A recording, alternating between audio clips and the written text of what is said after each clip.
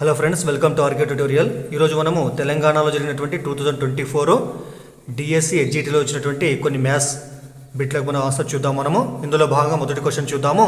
మొదటి క్వశ్చన్ ఏముందంటే, క్రింది వాటిలో అకరణీయ సంఖ్యలకు సంబంధించినటువంటి సరైన వ్యాఖ్యలను ఎంచుకోండి. క్రింది వాటిలో అకరణీయ సంఖ్యలకు సంబంధించినటువంటి సరైన వ్యాఖ్యలను ఎంచుకోండి. మనకి ఇచ్చినటువంటి ఆప్షన్లు ఇక్కడ 4 ఉన్నాయి, ఏబిసిడి ఉన్నాయి. ఇక్కడ దీంట్లో ఏవి కరెక్టో చెప్పమని చెప్పింది ఇక్కడ. అయితే చూద్దాం మనము. మొదటి స్టేట్మెంట్ మనకి ఏముందంటే, ఇక్కడ అకరణీయ సంఖ్యల సమితి వ్యవకలనం దృష్ట్యా సహచర ధర్మాన్ని పాటిస్తుంది. అకరణీయ సంఖ్యల సమితి వ్యవకలనం దృష్ట్యా సహచర ధర్మాన్ని పాటిస్తుంది. ఇది మొదటిది మనకి ఏ స్టేట్మెంట్ రాంగ్ స్టేట్మెంట్ కావడము జరుగుతుంది. ఎందుకంటే మనకు అకరణీయ సంఖ్యా సమితి అనేటువంటిది వ్యవకలనం దృష్ట్యా సహచర ధర్మాన్ని పాటించదు, కాబట్టి ఇది మనకు రాంగ్ ఆన్సర్ కావడము జరుగుతుంది. మరి నెక్స్ట్ ఏముంది చెప్పండి. ఇక్కడ బి అనేటువంటిది మనకి ఇక్కడ అకరణీయ సంఖ్యా సమితి గుణకారం దృష్ట్యా సమృద్ధ ధర్మాన్ని పాటిస్తుంది.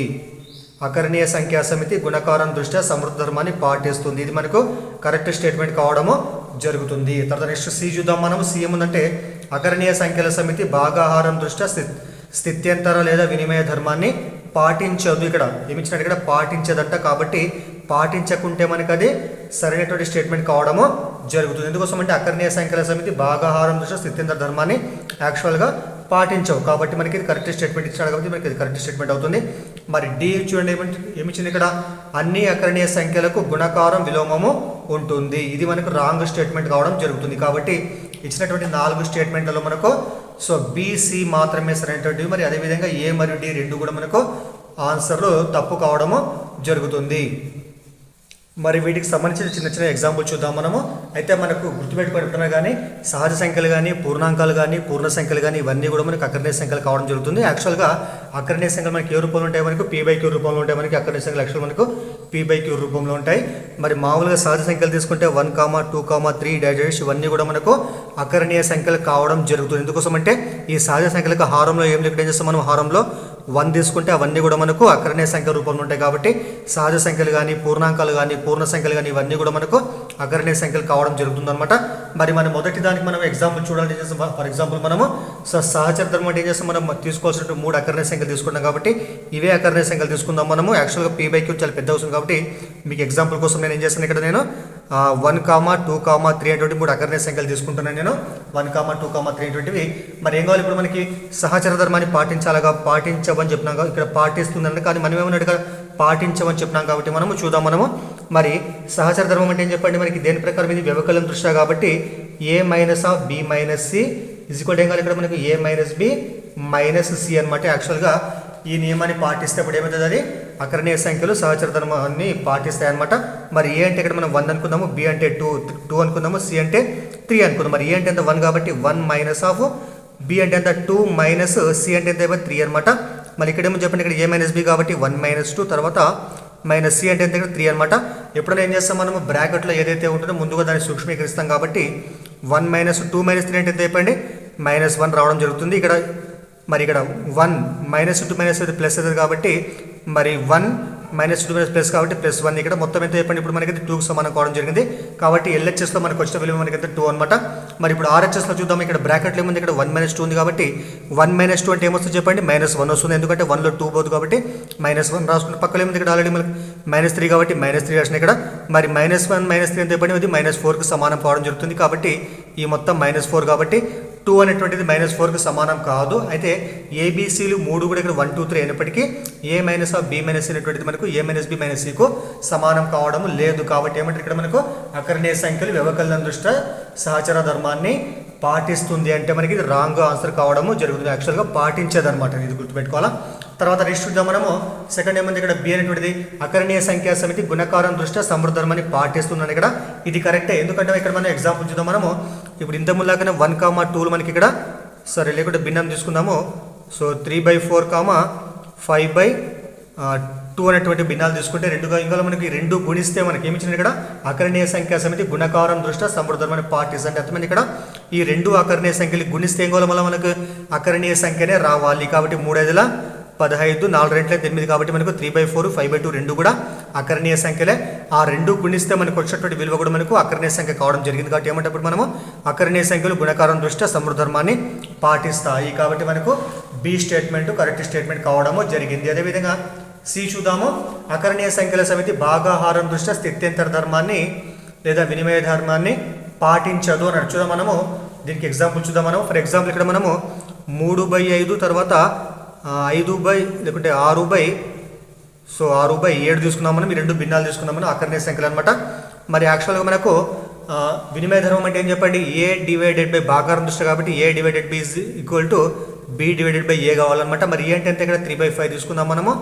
డివైడెడ్ బై బి అంటే ఎంత, 6/7 అనమాట.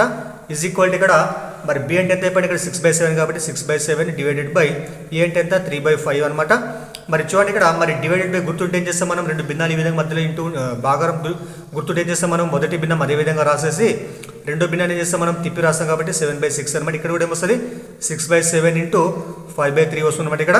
మరి చూడండి ఇక్కడ 3 ఏళ్ళు ఎంత అయిపోయింది, 3 ఏళ్ళ 21/5 6 ఎంత 30కి సమానం కావడం జరిగింది. అదే ఇక్కడ చూడండి ఇక్కడ 6 ఎంత అయిపోయింది 30 తర్వాత 7 21 కాబట్టి మనకి ఏమొచ్చింది ఇక్కడ రెండు కూడా వాటి యొక్క లవాలు హారాలు పూర్తిగా డిఫరెంట్గా రావడం జరిగింది. ఇక్కడ లవంలో 21, ఇక్కడ లవం 30, ఇక్కడ హారంలో 30, లవంలో 21 కాబట్టి ఈ రెండు విలువలు సమానం కాదు. కాబట్టి మనకు ఇక్కడ ఇచ్చినటువంటి స్టేట్మెంట్ పాటించేదంటే ఇది పాటించదు కాబట్టి ఈ స్టేట్మెంట్ మనకు రైట్ స్టేట్మెంట్ కావడం జరిగింది. తర్వాత నెక్స్ట్ చూద్దాం మనము.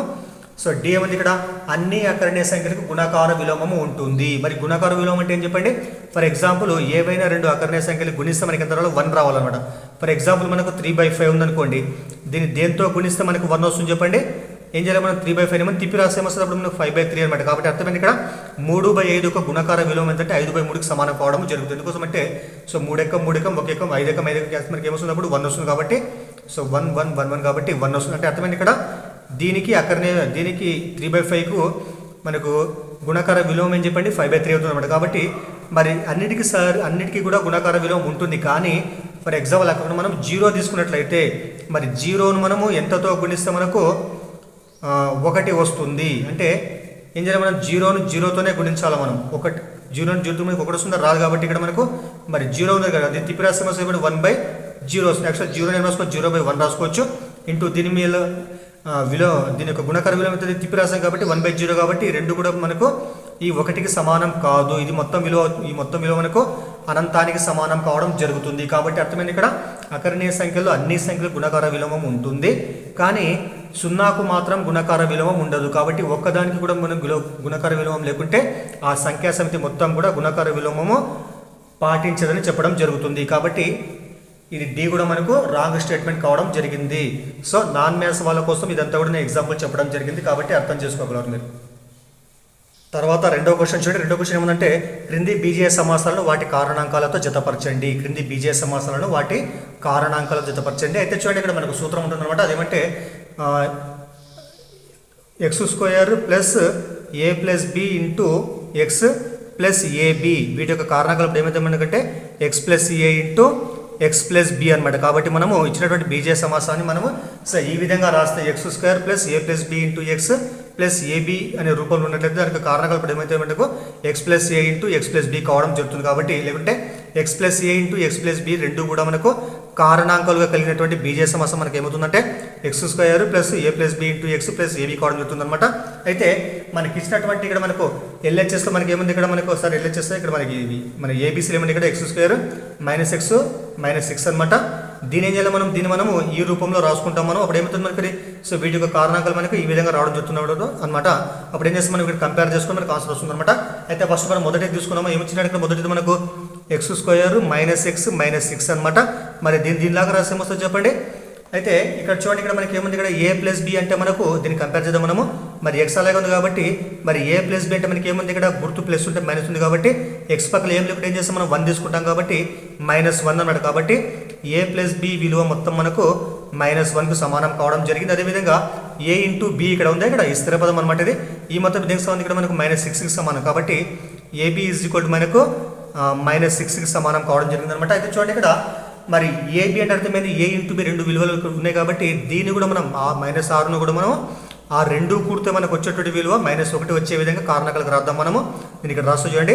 So AB is equal to మరి -1 వచ్చే విధంగా వీటి కారణాలు ఏమొస్తాయి చెప్పండి.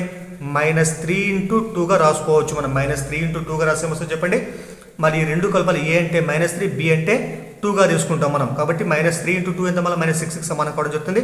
కాబట్టి -1 ఇప్పుడు ఏం రాసుకోవచ్చు మనము -3 + 2గా రాసుకోవచ్చు. కాబట్టి a + b = -1 అయితే a + b ఏం రాసుకోవచ్చు మనం -1 మనము -3 + 2 రాసుకోవచ్చు. అదేవిధంగా ఈ -3 × -2 చేస్తే మనకి ఏమొస్తుంది చెప్పినప్పుడు -6 వస్తుంది. కాబట్టి మరి ఇక్కడ కంపేర్ చేస్తే మనం ఇక్కడ చూడండి, ఇక్కడ మరి ఏ అంటే మనకి ఎంత వచ్చింది చెప్పండి. ఇక్కడ -3 వచ్చింది. బి అంటే మనకి ఎంత వచ్చింది చెప్పండి. ఇక్కడ సో 2 వచ్చింది. కాబట్టి దీనిలాగా రాస్తే ఏమొస్తుంది చెప్పినప్పుడు దీన్ని మనం దీనిలాగా రాస్తే x ఇక్కడ ఏముంది. ఇక్కడ ఏ అంటే మనకి ఎంత వచ్చింది -3 కాబట్టి x -3 తర్వాత x + b x plus b అంటే మనకి ఎంత చెప్పండి 2 ఉంది కాబట్టి x + 2 అనమాట. కాబట్టి x² - x - 6కి వచ్చినటువంటి రెండు కారణాంకాలలో ఒక కారణం మనకి ఏమని చెప్పండి. ఇక్కడ కారణాంకం మనకు x + 2 ఉంది కాబట్టి మరి ఇక్కడ మనకు సో ఏకు మనకు అయ్యేటువంటి ఇక్కడ ఆన్సర్ ఏం చెప్పండి. ఇక్కడ మూడవ ఆన్సర్ దీనికో మనకు ఆన్సర్ కావడము జరుగుతుంది. మరి నెక్స్ట్ అదేవిధంగా ఇంకోటి కంపేర్ చేద్దాం మనము. సో ఇంకోటి ఏమని చెప్పండి. ఇక్కడ x² - 2x - 3 ఉంది. ఇక్కడ x² - 2x - 3 చూడండి. దాన్ని కూడా రాద్దాం. ఇక్కడ మనము x² - 2x - 3 అనమాట. సో దీన్ని కూడా మనము ఇంతకుముందు లాగానే x + a × x + bతో కంపేర్ చేసుకుంటే మనము మరి a + b అంటే మనకి ఎంత చెప్పండి. ఇక్కడ a + b = -2కి సమానమైంది. అదేవిధంగా a × b ఎంత చెప్పండి. ఇక్కడ -3కి సమానమైంది. మరి ఫస్ట్ ఇంటూ చూస్తాం కాబట్టి మనం a × b ఉంది. ఇక్కడ -2 వచ్చి వీటి కారణాలు ఏముంటాయి. a × bని మనము -3 × 1గా రాసుకోవచ్చు. ఎందుకోసం అంటే -3 + 1 చేస్తే -2 వస్తుంది కాబట్టి -3 × 1 ఎంత మళ్ళీ -3 వస్తుంది. కాబట్టి మరి a + b అంటే ఏం రాసుకోవచ్చు. ఇప్పుడు మనం దీన్ని మనం -3 + 1గా రాసుకోవచ్చు. కాబట్టి ఇప్పుడు ఏం చెప్పండి. ఇక్కడ a అంటే -3 b అంటే ఎంత చెప్పండి. ఇక్కడ 1 ఇక్కడ కూడా a అంటే -3 b అంటే 1 ఈ రెండు కూడా సమానంగా ఉండేటట్టు చూసుకోవాలి మనం. అంటే ఒకదానికి ఒకటి పోలిక ఉండేది చూసుకోవాలి మనము. కాబట్టి మరి ఇప్పుడు దీనికి వచ్చేటువంటి కారణాలు మనం x + a × x + b రాస్తే ఏమొస్తుంది చెప్పండి. a అంటే ఇది కాబట్టి వీటికి వచ్చే కారణాలు కూడా x -3 తర్వాత x + 1 కాబట్టి x² - 2x - 3కి వచ్చినటువంటి ఒక కారణాంకం మనకి ఏమి ఇచ్చింది. ఇక్కడ ఆప్షన్లో x + 1 ఉంది. కాబట్టి చూడండి ఇక్కడ రెండో దానికి ఇప్పుడు మనకు ఆన్సర్ ఏమవుతుందంటే సో 2కు 1 ఆన్సర్ కావడం జరుగుతుంది. కాబట్టి మిగతా ఏమైతే ఆటోమేటిక్గా అప్పుడు మనకు C అనేటువంటిది మనకు 2కు ఆన్సర్ కావడం జరుగుతుంది. కాబట్టి మనకి దీనికి ఆన్సర్ ఏమంటే A3 B1 C2కు సమానం కావడం జరుగుతుంది. నెక్స్ట్ మీ ఇచ్చినటువంటి Cని కూడా మీరు సేమ్ దీని లేకుండా రాసి మీరు కూడా ఒకసారి కంపేర్ చేసుకోండి. మనకి రెండు కారణాలు వస్తే అందులో ఒక కారణాంకం ఏముంటుంది మీకు చెప్పండి. x + 3 ఉండడము జరుగుతుంది. సరే నెక్స్ట్ క్వశ్చన్ చూద్దాం. థర్డ్ క్వశ్చన్ ఏమన్నా ఇక్కడ సో రూట్ 0.00000625 ఉంది ఇక్కడ plus so cube root of 0.000512 ఉంది ఇక్కడ. సో దీన్ని మనము సో డైరెక్ట్గా చేయొచ్చు. అయితే చూడండి ఇక్కడ మనకి ఒకటే దానికి ఇక్కడ రెండు స్క్వేర్ రూట్లు ఉన్నాయి. ఇక్కడ ఏం లేకుండా అర్థం ఇక్కడ 2 ఉంటుంది అనమాట. ఇక్కడ 2 ఇక్కడ 2 కాబట్టి ఈ మొత్తాన్ని ఏం రాసుకుంటాం మనం అంటే 0.00000625 టు ది పవర్ ఆఫ్ ఇక్కడ 2 ఇక్కడ 2 కాబట్టి యాక్చువల్ మీకు తెలుసు ఆల్రెడీ. ఇక్కడ చెప్తే చూడండి రూట్ ఏ అంటే ఏం రాస్తాం మనము a to the power of ఇక్కడ ఏం లేకుంటే 2 తీసుకుంటాం కాబట్టి రూట్ ఏ ఏం రాస్తాం మనము a to the power of 1/2 రాస్తాం. అదేవిధంగా సో రూట్ ఏ అంటే ఏం రాస్తాం మనం a to the power of 1/4గా రాస్తాం. ఎందుకంటే ఇక్కడ 2 ఇక్కడ 2 గుణించాలి 2 2 4 కాబట్టి 1/4గా రాస్తాం. కాబట్టి సో ఈ విధంగా రాస్తే ఏమొస్తుంది చెప్పండి. ఇక్కడ మనకు ఈ మొత్తాన్ని మనము 0. మొత్తం రాస్తే పవర్ ఇక 2 ఇంత మనకు 4 కాబట్టి 1/4గా రాసుకుంటాము. ప్లస్ దీని ఏం రాస్తాం మనము 0.000512 టు ది పవర్ ఆఫ్ ఇక్కడ 3 ఉంది కాబట్టి 1/3గా రాసుకోవడము జరుగుతుంది. ఈ విధంగా అనమాట. తర్వాత ఈ మొత్తాన్ని మనము సో ఘాతంగా 4 వచ్చే ఘాతంగా రాస్తే మొత్తం 0.05 వస్తుంది. ఇదేమొస్తుంది చెప్పండి 0.08 రావడం జరుగుతుంది. అయితే చూడండి ఇక్కడ మరోసారి చెప్తా చూడండి మీకు ఇక్కడ అర్థం కావాలి కాబట్టి మనకు పాయింట్ తర్వాత మనకి 1 2 3 4 5 6 7 8 విలువలు ఉంది కాబట్టి ఇక్కడ విలువ మనకి 625 ఉంది. ఇక్కడ ఏం చేస్తాం దీన్ని మనము ఫస్ట్ మనం అక్కడనే భిన్నంగా మార్చుకుందాం. మనము 625 సో ఒకటి పక్కన మనకి పాయింట్ తర్వాత మనకి ఎన్ని అంకెలు 8 అంకెలు కాబట్టి 8 సున్నాలు పెట్టుకుంటాం మనం 1 2 3 4 5 6 7 8 అనమాట. 1/4 ప్లస్ ఇక్కడ కూడా ఏం చేస్తాం మనం ఈ మొత్తాన్ని కూడా మనము ఈ విలువ 512 రాసేసి సో మనకి పాయింట్ 10 అంకెలు ఇక్కడ మనకి 6 అంకెలు కట్ ఏం చేస్తాం మనం ఒకటి పక్కన 1 2 3 4 5 6 రాసుకుంటాం. మన మొత్తం మీద ఘాతం అయితే ఇక్కడ 1/3 అనమాట. అయితే చూడండి ఇక్కడ ఆ తర్వాత ఈ 625 ఏదైతే ఉంటుందో అనేసి మనం ఘాతాంకం 4 వచ్చే విధంగా రాస్తే వస్తుంది మనకి ఇక్కడ 5 ఘాతాంకం 4గా రాసుకోవచ్చు. బై ఇక్కడ ఏముంది ఇక్కడ సో ఇక్కడ కూడా మనకి 1 2 3 4 8 ఉన్నాయి కాబట్టి దీన్ని కూడా మనము 100 ఘాతాంకం 4గా రాసుకోవచ్చు. మరి ఏమైతే ఇప్పుడు 100 × 100 మొత్తం మనకి 4 గుణిస్తే 8 సున్నాలు రావడం జరుగుతుంది. కాబట్టి మొత్తం మీద మళ్ళీ ఘాతం ఏమని చెప్పండి ఇక్కడ. సో 1/4 ఉంది. అదేవిధంగా ఇక్కడ కూడా 512 ఉందా, దాని ఏం రాసుకోవచ్చు మనం 8 ఘాతాంకం 3గా రాసుకోవచ్చు. ఇక్కడ కూడా 6 సున్నాలు ఏం చేస్తుంది, దీన్ని మనము 100 ఘాతాంకము సో 3గా రాసుకోవచ్చు. కాబట్టి మొత్తం మీద ఘాతం ఎంత 1/3 అనమాట. ఇప్పుడు ఏమైతే చెప్పండి ఇక్కడ. సో బయట 1/4 ఉంది, ఇక్కడ ఈ 4 అని క్యాన్సిల్ అయిపోతుంది. అదేవిధంగా ఇక్కడ కూడా 3 ఈ 3 క్యాన్సిల్ అయిపోతుంది. అప్పుడు మనకు వచ్చినటువంటి విలువ ఎంత ఇక్కడ.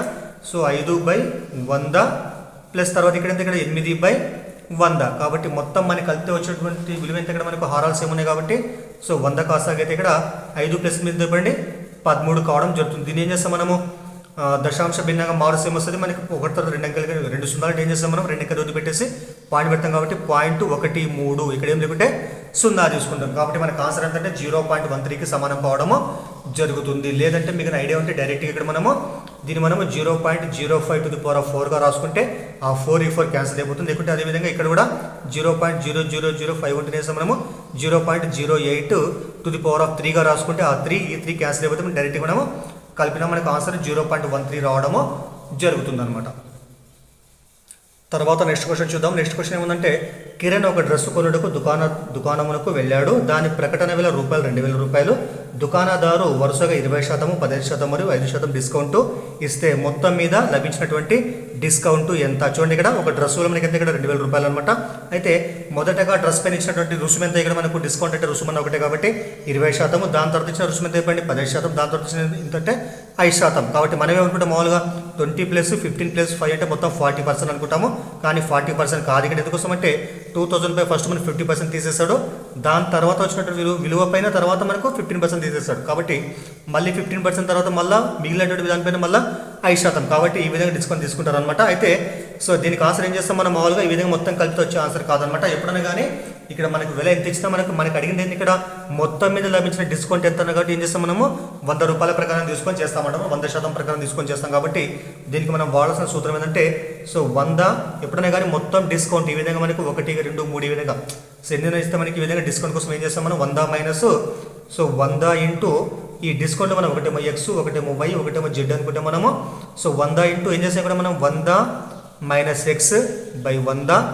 తర్వాత ఇంకోటి డిస్కౌంట్ ఫస్ట్ డిస్కౌంట్ ఇది. తర్వాత నెక్స్ట్ ఎంత ఉంది ఇక్కడ వై డిస్కౌంట్ ఉంది కాబట్టి 100 - y/100 ఇంటూ మళ్ళీ సో 100 - z/100 అనేటువంటి సూత్రం ద్వారా మనం మొత్తం మీద ఓవరాల్గా డిస్కౌంట్ను కనుగొనడము జరుగుతుంది. కాబట్టి ఇక్కడ 100 అట్లా పెట్టిద్దాం ఇక్కడ మనము. తర్వాత మైనస్ ఇక్కడ ఈ 100 క్యాన్సిల్ అయిపోతుంది. మనకి ఏముంది ఇక్కడ సో 100 - x అంటే ఎంత ఫస్ట్ మనకి డిస్కౌంట్ 20 కాబట్టి మరి 20 అంటే వస్తుంది ఇక్కడ 100 - 20 అంటే మనకి 80 వస్తుంది కాబట్టి 80. తర్వాత ఇంటూ ఇక్కడ చూడండి ఇక్కడ 100 - y అంటే ఎంత 15% కాబట్టి y అంటే మరి 100లో 15 పోతే మీకు ఎంత ఉంటుంది 85 ఉంటుంది కాబట్టి 85/100. సో ఇంటూ తర్వాత ఇక్కడ ఏముంది ఇక్కడ 100 - z అంటే z అంటే 5 కాబట్టి సో 95/100 అనమాట. కాబట్టి సో ఇవి మొత్తము విలువలు అనమాట. దాని తర్వాత సో 100 ఇక్కడ ఈ 0 క్యాన్సిల్ చేస్తాం మనం. ఈ మొత్తం కూడా గుణిస్తే మనకు వచ్చేటువంటి విలువ ఎంతంటే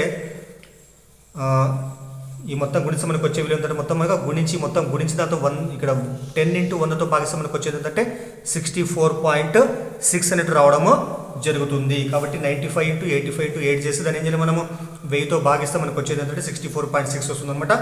మరి 100 -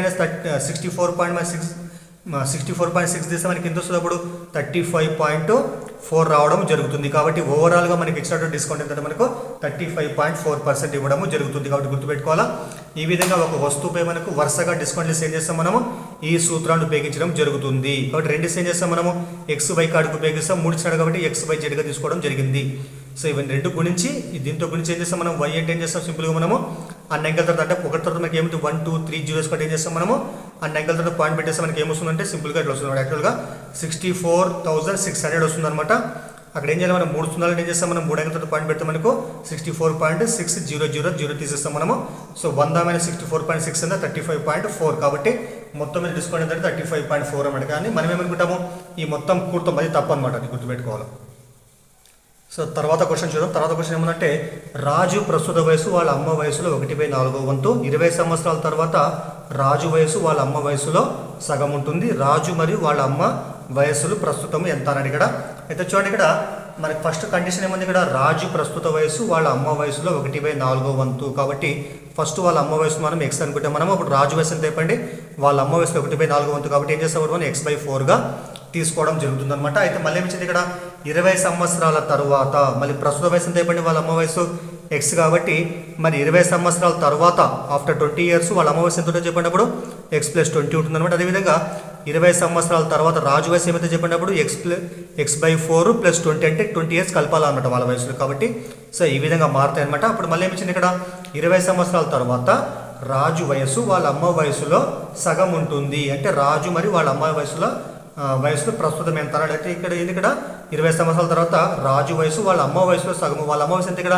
20 సంవత్సరాల తర్వాత x+20. కాబట్టి x+20లో సగము రాజు వయసు ఉండడము జరుగుతుంది. కాబట్టి x+20/2 ఎంత అయిపోయినప్పుడు x/4 + 20కి సమానం కావడం జరిగింది. అంటే ఇక్కడ 20 సంవత్సరాల తర్వాత రాజు యొక్క వయసు వాళ్ళ అమ్మ వయసు సగం చేస్తే వచ్చే విలువకు సమానం కావడము జరిగింది అనమాట. నెక్స్ట్ ఏం చేద్దాం తర్వాత అంటే తర్వాత ఇక్కడ కాసా కట్టిద్దాం మనము. x+20/2 ఈక్వల్ ఇక్కడ మనకి 20 కింద హారం ఏమిటో 1 తీసుకుంటాం. ఇక్కడ మనం 4 × 1 4 క్రాస్ మల్టిప్లై 1 × x తర్వాత 4 × 20 చెప్పండి 420 80 వస్తుంది. ఇక్కడ తర్వాత 2 ఎక్కము 2 రెంట్లు ఇక్కడ ఇంటూ చేస్తే ఏమొస్తుంది, క్రాస్ మల్టిప్లై 2 × x 2x + 2 × 20 40 అవుతుంది. ఇక్కడ ఏమొస్తుంది చెప్పండి, ఇక్కడ x+40 అలాగే ఉంటుంది ఇక్కడ, ఎందుకంటే 1తో గుణిస్తే మళ్ళీ అదే వస్తుంది. కాబట్టి నెక్స్ట్ x వదిలికి వస్తే మైనస్ అవుతుంది. కాబట్టి 2x - x ఎంత x వస్తుంది.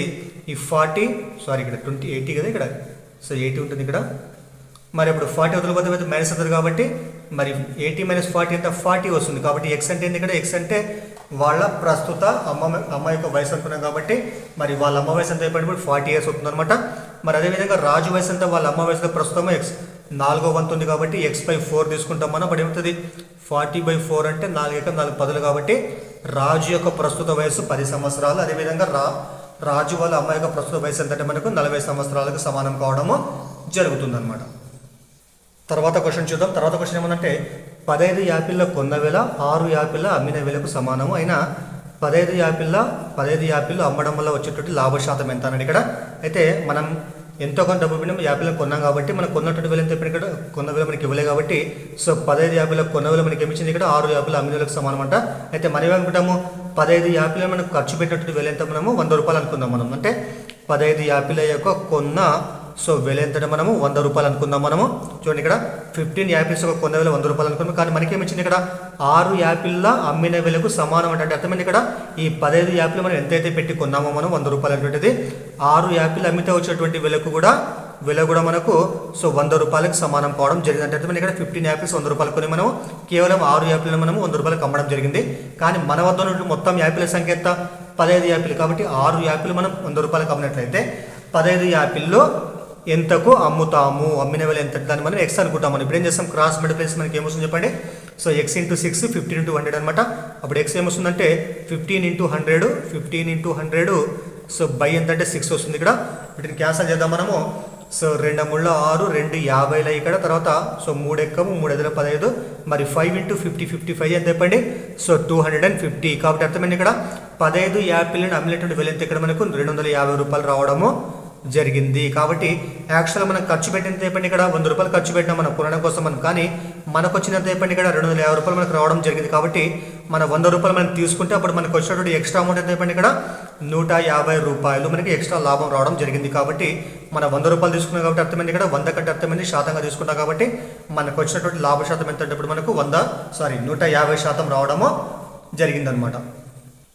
తర్వాత 7th క్వశ్చన్ చూడండి. 7th క్వశ్చన్ ఏముందంటే క్రింది వాటిలో సౌష్ఠవమునకు సంబంధించినటువంటి సరైన వ్యాఖ్యలను ఎంచుకోండి. క్రింది వాటిలో సౌష్ఠవానికి సంబంధించినటువంటి సరైన వ్యాఖ్యలు ఎంచుకోండి. మరి సౌష్ఠవం అంటే చెప్పండి ఏదైనా ఒక పటాన్ని 2 సమాన భాగాలు విభజించే రేఖని ఏమంటారు సౌష్ఠవ రేఖ అంటారు అనమాట. సో మొత్తం మామూలుగా మనకు 3 రకాలు ఉంటాయి. భ్రమణ సౌష్ఠవము, తర్వాత బిందు సౌష్ఠవం, తర్వాత రేఖీయ సౌష్ఠవం అనమాట. అయితే ఇక్కడ మనకి ఇచ్చిన ఆప్షన్ చూద్దాం మనము. ఇందులో ఏముందంటే సో సమబాహు త్రిభుజం యొక్క భ్రమణ సౌష్ఠవ కోణము 120 డిగ్రీలు మరియు భ్రమణ పరిమాణము 3 అంటే ఇక్కడ మనకి ఇచ్చినటువంటి 4 వ్యాఖ్యల్లో ఏవి కరెక్ట్ అన్నాడు ఇక్కడ. కాబట్టి ఫస్ట్ ఏముంది ఇక్కడ సమబాహు త్రిభుజం యొక్క భ్రమణ సౌష్ఠవ కోణము 120 డిగ్రీలు మరియు భ్రమణ పరిమాణం ఏంటంటే 3 అంట. మొదటి స్టేట్మెంట్ కరెక్ట్ స్టేట్మెంట్ కావడం జరుగుతుంది. మరి సెకండ్ ఏముంచండి ఇక్కడ ఒక రాంబస్ యొక్క భ్రమణ సౌష్ఠవ కోణము 90 డిగ్రీలు మరియు భ్రమణ సౌష్ఠవం యొక్క పరిమాణం 4 అంట. ఇది రాంగ్ కావడం జరుగుతుంది. మరి సి ఏమని చెప్పండి, ఇక్కడ ఒక దీర్ఘ చతురస్రము భ్రమణ సౌష్ఠవ కోణం 180 డిగ్రీలు మరియు భ్రమణ పరిమాణం 2 అంట, ఇది కరెక్ట్ స్టేట్మెంట్ కావడం జరుగుతుంది. నెక్స్ట్ డి ఏముంది, ఇక్కడ ఒక అర్ధవృత్తం యొక్క భ్రమణ సౌష్ఠవ కోణం 180 డిగ్రీలు మరియు భ్రమణ పరిమాణం 2 అంట, ఇది కూడా మనకు రాంగ్ కావడము జరుగుతుంది. అయితే చూడండి ఇక్కడ సో ఇందులో మనకు ఏసీ మాత్రమే కరెక్ట్ అనమాట. మరి ఇక్కడ ఫస్ట్ ఏముంది, ఇక్కడ సమబాహు త్రిభుజం యొక్క భ్రమణ సౌష్ఠవ కోణం 120 డిగ్రీలు మరియు సో భ్రమణ పరిమాణం ఎంత అయిపోయింది, ఇక్కడ 3 అనమాట. ఇక్కడ చూద్దాం మనము, మరి సమబాహు త్రిభుజం అంటే ఇక్కడ 3 భుజాలు సమానం ఉండాలి కాబట్టి ఇక్కడ మనం ఇక్కడ ఎగ్జాంపుల్ తీసుకుందాం మనము. ఇక్కడ త్రిభుజం ఏబిసి తీసుకుంటే ఇక్కడ 3 భుజాలు సమానం ఉంటాయి ఇక్కడ. మరి దీని ఏం చేయాలి, మనం ఒక పూర్తి భ్రమణం చేయాలి. మనం పూర్తి భ్రమణం అంటే ఇక్కడ ఏం రావాలి మనకు, తర్వాత మనకు సో ఇక్కడ మనకు భ్రమణం చేస్తే మళ్ళీ మనకు లాస్ట్ కెమెరాలో ఇక్కడ మనం ఏబిసినే రావాలన్నమాట. మరి ఈ పటం మనము భ్రమణం చేసేటప్పుడు సో ఈ విధంగా వచ్చేటప్పుడు ఇటువంటి మొదటి ఆకారాలు ఎన్నిసార్లు కలిగి ఉంటుందో దాన్ని ఏమంటారు, భ్రమణ సౌష్ఠవ పరిమాణం అని అంటారు. అప్పుడు దానికి కోణం ఇక్కడ మరి ఒక పూర్తి భ్రమణానికి పట్టేటువంటి కోణం మొత్తం ఎంత అయిపోయింది, 360 డిగ్రీలు. కాబట్టి 360 డిగ్రీలలో అది పూర్తిగా తిరిగేటప్పుడు సో మొదటి ఆకారాన్ని అంటే ఈ ఆకారాన్ని ఎన్నిసార్లు కలిగి ఉంటుందో దాన్ని ఏమంటారు అంటే, ఎన్నిసార్లు కలిగి ఉంటే ఏం చేస్తాం మనము, ఈ 360 అన్ని భాగాలతో భాగిస్తాం మనము.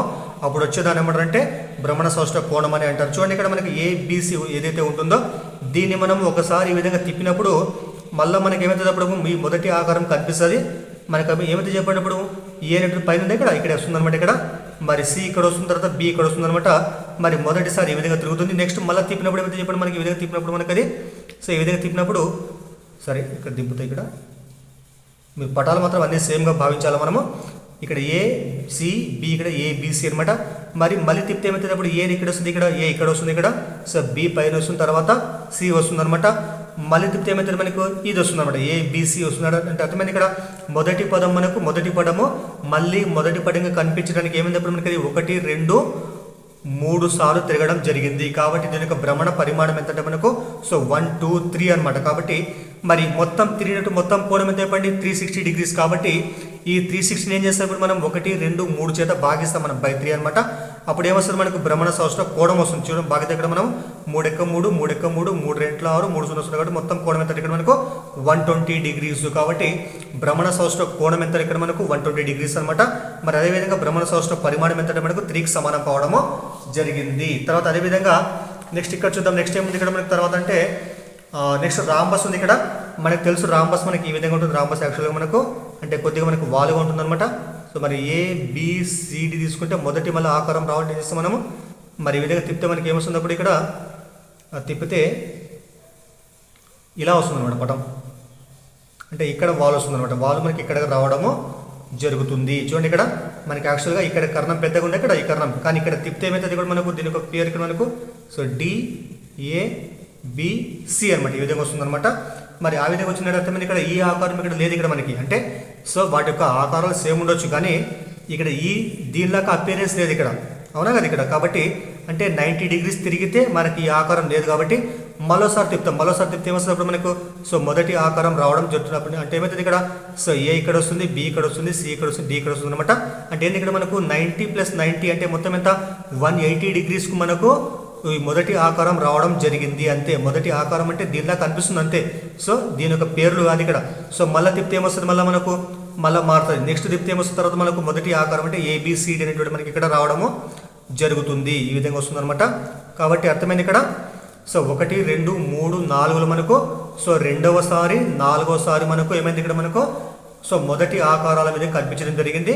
కాబట్టి దీని యొక్క భ్రమణ సౌష్ఠవ కోణం ఎంతంటే సో 90 కాదు 180, 270 కాదు 360. కాబట్టి అప్పుడు దీని యొక్క భ్రమణ సౌష్ఠవ కోణం ఎంత మనకు 180 డిగ్రీస్ కావడం జరుగుతున్నాడు. అంటే ఎందుకంటే 180కు మనకు మొదటి ఆకారాలు కనిపిస్తున్నాయి. కాబట్టి దీని యొక్క భ్రమణ సౌష్ఠవ కోణం ఎంతంటే 180 డిగ్రీస్. అదేవిధంగా ఈ ఆకారం మనకి సేమ్ ఆకారం ఈ విధంగా మనకి ఇలా అంటే కర్ణం పెద్దగా ఉండే విధంగా ఇక్కడ ఒకటిసారి ఇక్కడ మొదటిది. కాబట్టి సో ఇది కాబట్టి మనకు భ్రమణ సౌష్ఠవ పరిమాణం ఎంతంటే మనము 2గా తీసుకోవడం జరుగుతుంది. కాబట్టి 4 కాదు, ఇక్కడ మనకు 2 తీసుకుంటే మనకు కరెక్ట్ భ్రమణ సౌష్ఠవ కోణం ఎంతంటే మనకు 180 డిగ్రీ సమానం కావడం జరుగుతుంది. కాబట్టి గుర్తుపెట్టుకోవాలా.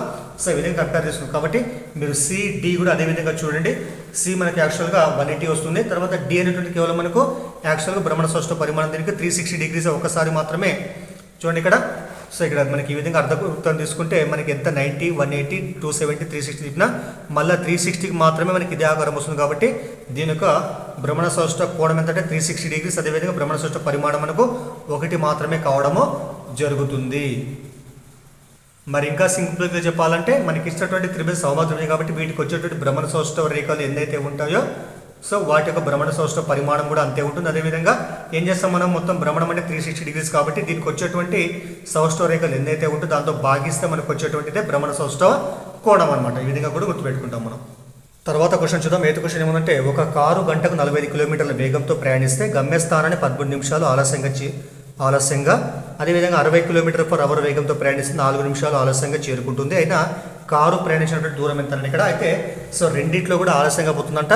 అయితే 45 km/h వేగంతో పోతే 13 నిమిషాలు ఆలస్యంగా పోతుంది. అదేవిధంగా 60 km/h వేగంతో పోతే మనకి అది 4 నిమిషాలు ఆలస్యంగా పోతుంది అనమాట. అయితే కారు ప్రయాణించిన దూరం ఎంత అని ఇక్కడ అయితే మీకు సూత్రం తెలుసు, v = d/t అనమాట.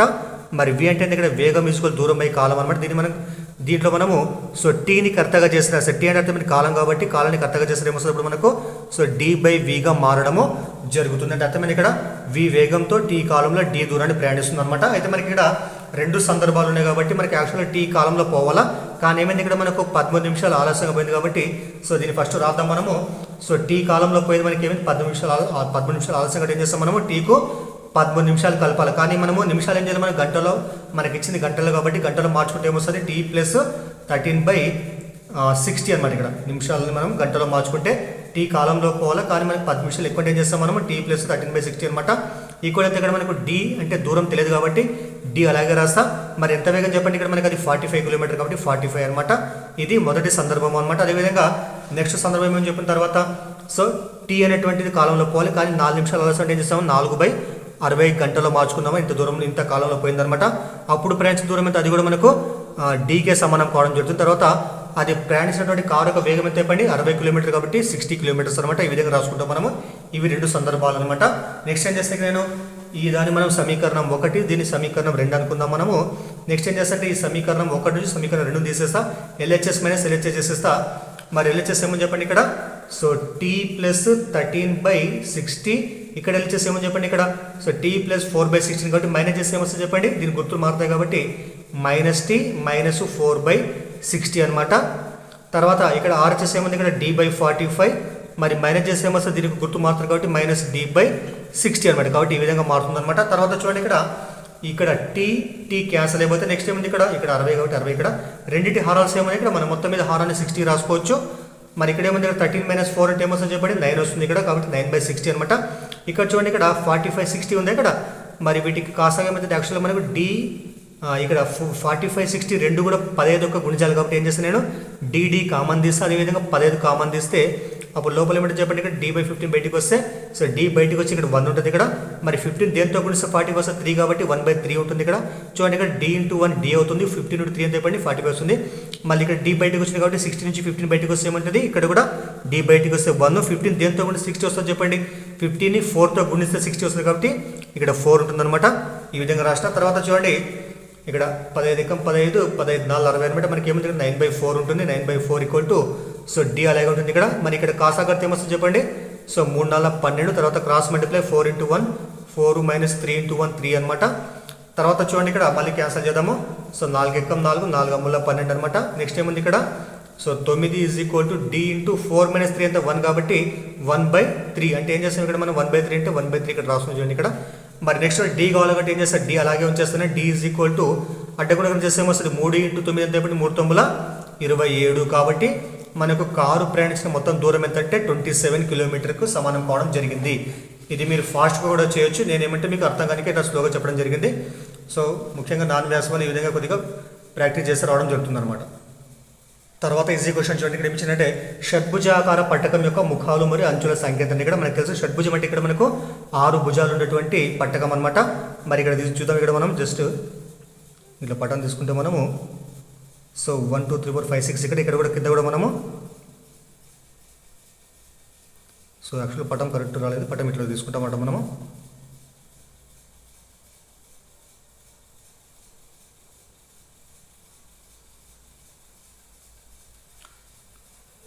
సరే మనకి ఇక్కడ పైన మనకి ఏమని చెప్పండి, ఇక్కడ ఆరు అంచులు ఉన్నాయి. ఇక్కడ కింద కూడా మనకు 6 అంచులు ఉంటాయి. ఇక్కడ పక్కన కూడా మనకు 1 2 3 4 5 6 వస్తాయి అనమాట. మరి ఈ పటం యొక్క మొత్తం ముఖాల సంఖ్య ఎంత అంటే ఇక్కడ మనకు పక్కల మొత్తం మనకి సో వీటి యొక్క అంచులు మొత్తం 6 ఉన్నాయి కాబట్టి పక్కలు కూడా మొత్తం మనకు 6 ఉంటాయి. ఇక్కడ 1 2 3 మొత్తం 6 ఉంటాయి అనమాట. 6 ముఖాలు, తర్వాత పైన ఒక ముఖం కింద ఒక ముఖం కాబట్టి సో మొత్తం ముఖాల సంఖ్య మొత్తం అనేది 8కి సమానం కావడం జరుగుతుంది అనమాట. అదేవిధంగా అంచుల సంఖ్య మనకి అయితే ఇక్కడ సో పైన 6 ఉన్నాయి, కింద 6 ఉన్నాయి. ఇక్కడ 6 + 6 12, పక్కల మొత్తం ఏంటంటే ఇక్కడ మొత్తం 6 ఉంటాయి లైన్స్ కాబట్టి మీరు పటం మీరు వాళ్ళ బుక్లో చూడొచ్చు. సో మొత్తం అంచుల సంఖ్య మొత్తం ఎంత ఇక్కడ 6 + 6 + 6 మొత్తం ఏంటంటే సో 18 కాబట్టి మనకు ఆన్సర్ ఎంతంటే 8 మరియు 18 అంటే వీటి యొక్క ముఖాల సంఖ్య 8, అదేవిధంగా అంచుల సంఖ్య మొత్తం మనకు 18కి సమానం కావడము జరుగుతుంది అనమాట. తర్వాత 10వ క్వశ్చన్ చూద్దాం. 10వ క్వశ్చన్ ఏమంటే కింద ఇవ్వబడినటువంటి కొలతలతో వేటితో ఏకైక త్రిభుజాన్ని నిర్మించవచ్చు అంటే అర్థమైంది. ఇక్కడ మనకి ఇచ్చినటువంటి కొలతలతో మనం అందరం ఎవరికి ఇచ్చినప్పటికీ కేవలం మనకు అందరికీ కూడా సమాన త్రిభుజం అంటే ఒకే త్రిభుజం రావాలన్నమాట.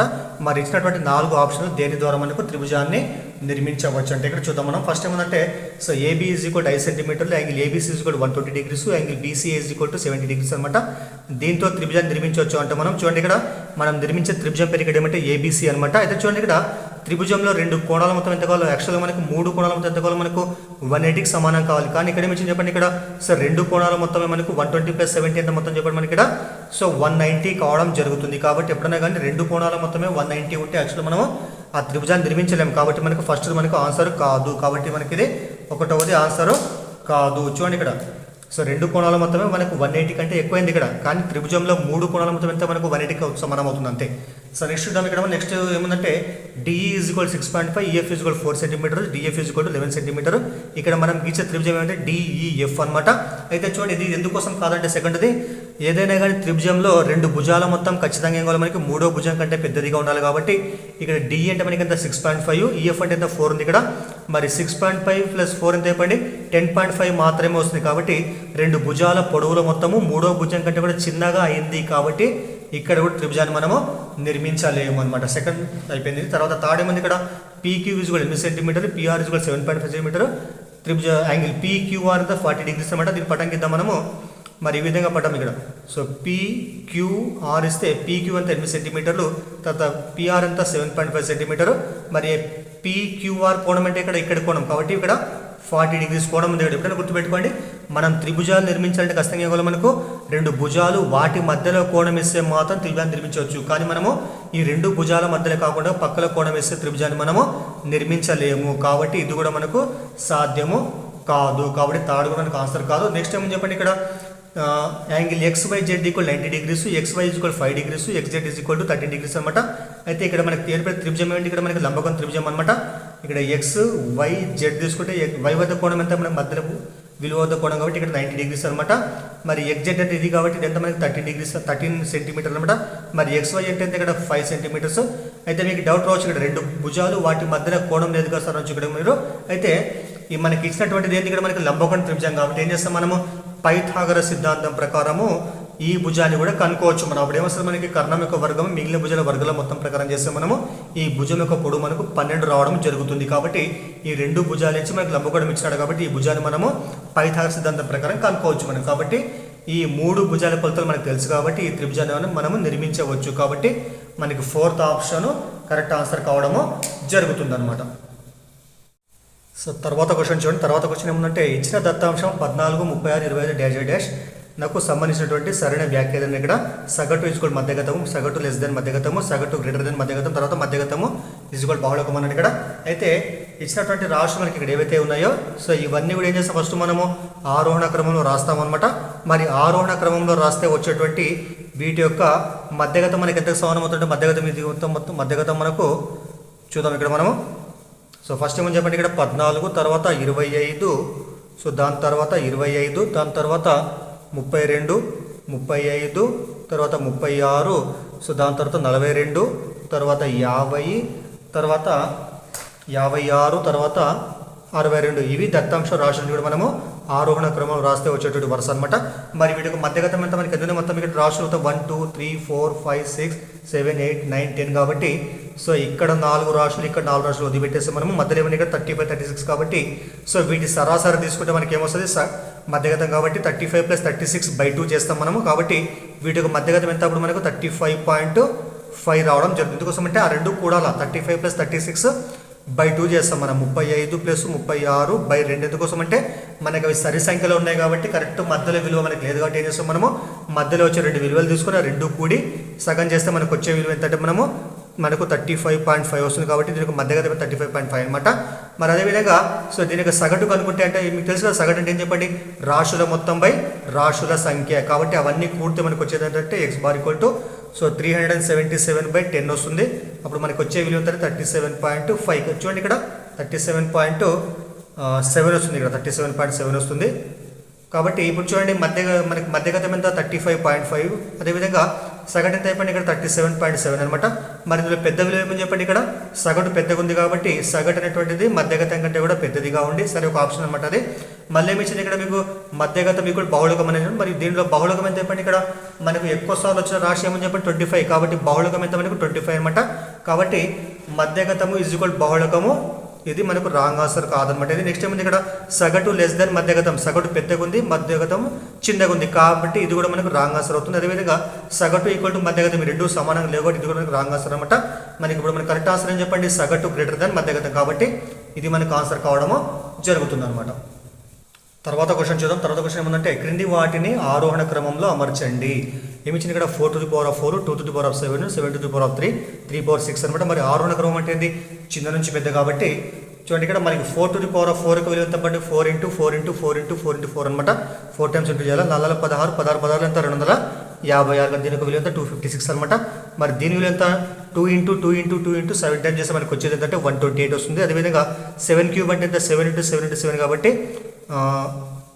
9 కాబట్టి 343 వస్తుంది అనమాట. నెక్స్ట్ అంటే ఇక్కడ 3 power 6 అంటే ఏమొస్తుంది 3 × 3 × 6 టైమ్స్ చేయాలి మనము 27 అంటే మనకి ఎంత వస్తుంది ఇక్కడ 729 రావడం జరుగుతుంది. కాబట్టి 3 power 6 అంటే 729, 7 power 3 అంటే 343, ఇదంతా 120, ఇదంతా 256 అనమాట. మరి చిన్న నుంచి పెద్ద రాశి ఏమొస్తుంది చెప్పండి ఫస్ట్ ఇది కాబట్టి 2 power 7 తర్వాత తర్వాత ఏం చెప్పండి తర్వాత 4 power 4 తర్వాత <7 to the power of 3 తర్వాత 3 power 6 కాబట్టి ఇది మనకు ఆరోహణ క్రమం కావడం జరుగుతుంది అనమాట. తర్వాత క్వశ్చన్ చూద్దాం. తర్వాత క్వశ్చన్ ఏమంటే ఒక తరగతి గది పొడవు 24 మీటర్లు, వెడల్పు 18 మీటర్లు మరియు ఎత్తు 8 మీటర్లు. ప్రతి విద్యార్థికి నేల విస్తీర్ణంలో 9000 చదరపు సెంటీమీటర్ల వైశాల్యం మనం ఇచ్చినట్లయితే ఆ గదిలో కూర్చోబెట్టగలిగినటువంటి విద్యార్థుల సంఖ్య ఎంత అని ఇక్కడ చూడండి. ఇక్కడ మనకు గది మనకి ఏ ఆకారం ఉంది, యాక్చువల్ మన గది పొడవు వెడల్పు ఎత్తు 3 వేరు ఉన్నాయి కాబట్టి ఇక్కడ మనకు దీర్ఘ ఘనాకారం ఉందన్నమాట. ఎప్పుడైనా గుర్తుపెట్టుకోండి నేలపైన విద్యార్థి కూర్చుంటాడు కాబట్టి మనకి ఎత్తుతో సంబంధం లేదు కాబట్టి ఎత్తును తీసుకోమన్నమాట. మనము ఏం చేస్తాం, మనము నేల యొక్క పొడవు ఎంత మనకి ఇక్కడ 24 మీటర్స్, వెడల్పు ఎంత అయిపోయింది ఇక్కడ 8 మీటర్ అనమాట.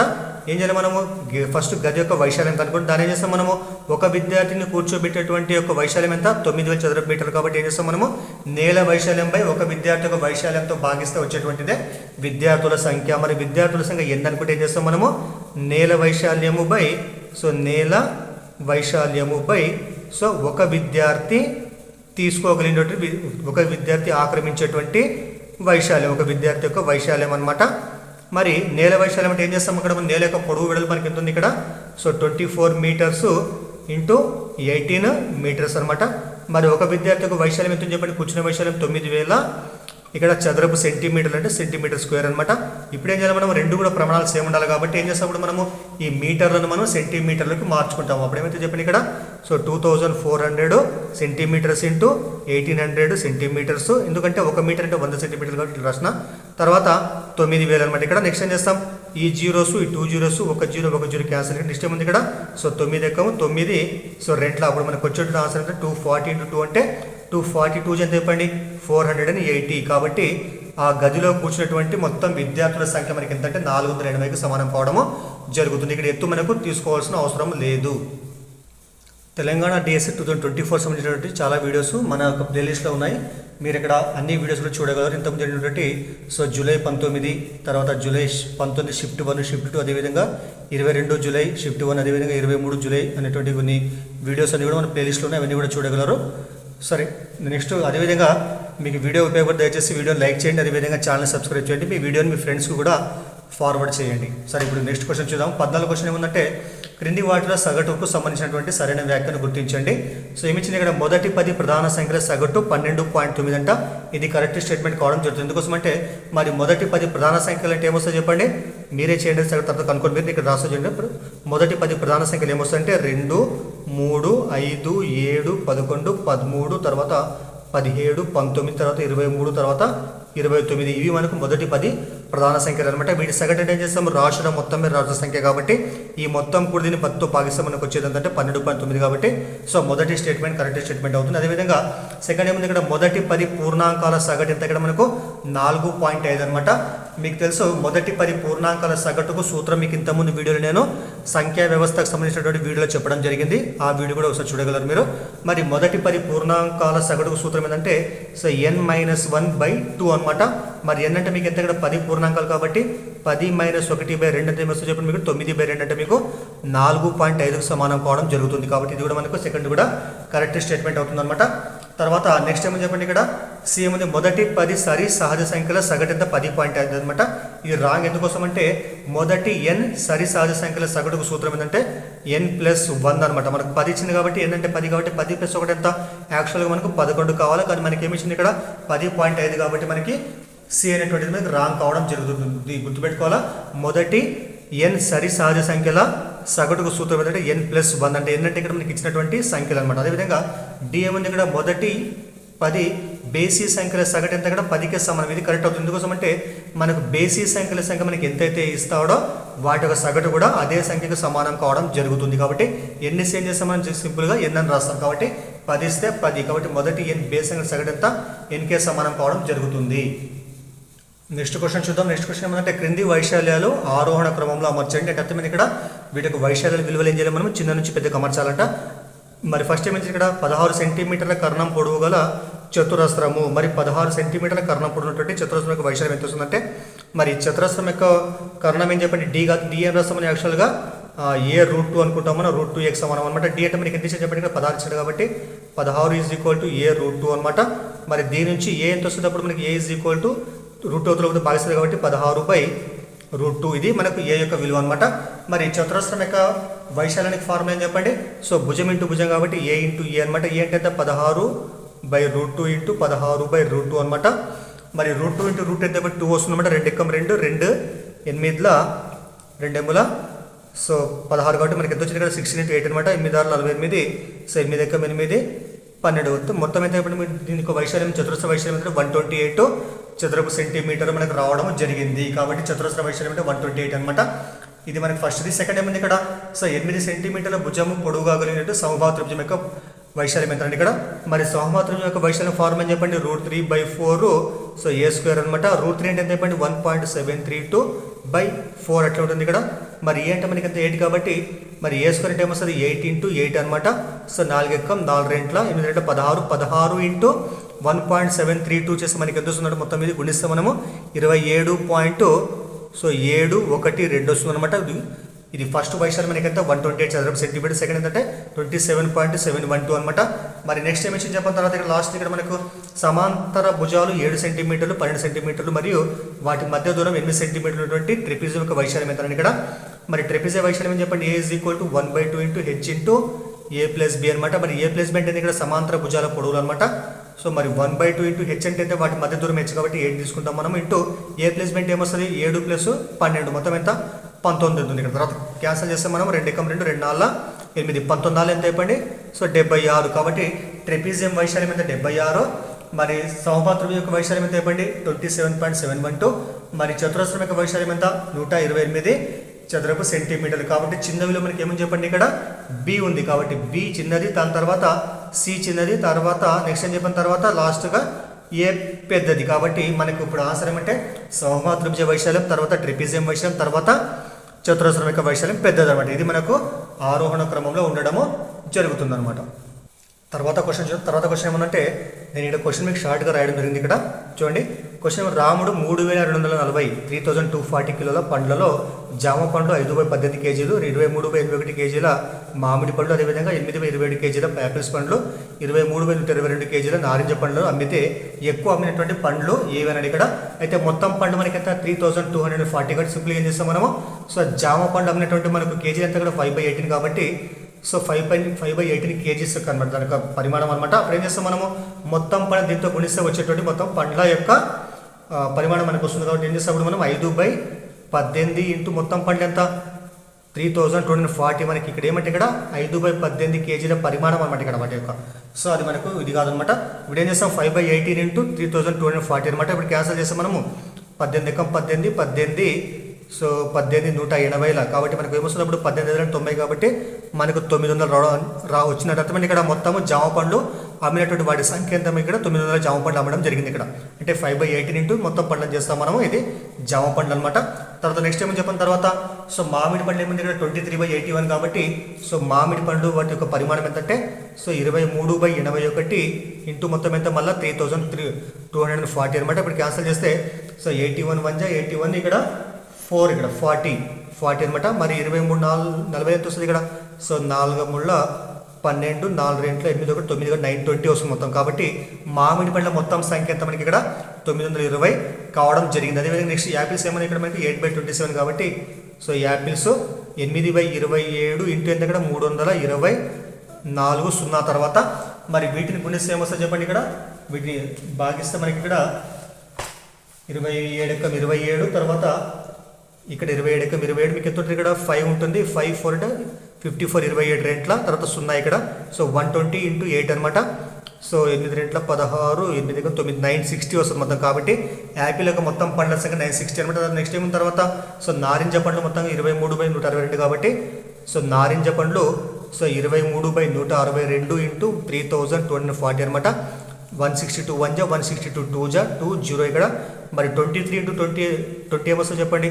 2 3 6 2 4 0 అంటే 460 అనమాట. కాబట్టి ఇంకోటి గుర్తుపెట్టుకోండి, ఇక్కడ ఈ పండ్లను మొత్తం పూర్తి ఎంతగోలో మొత్తం మనకి 3240కి సమానం కావాలి. కాబట్టి సో ఇవి పరిమాణంలో అమ్మినట్లయితే వాటి మొత్తం సంఖ్య ఇదనమాట.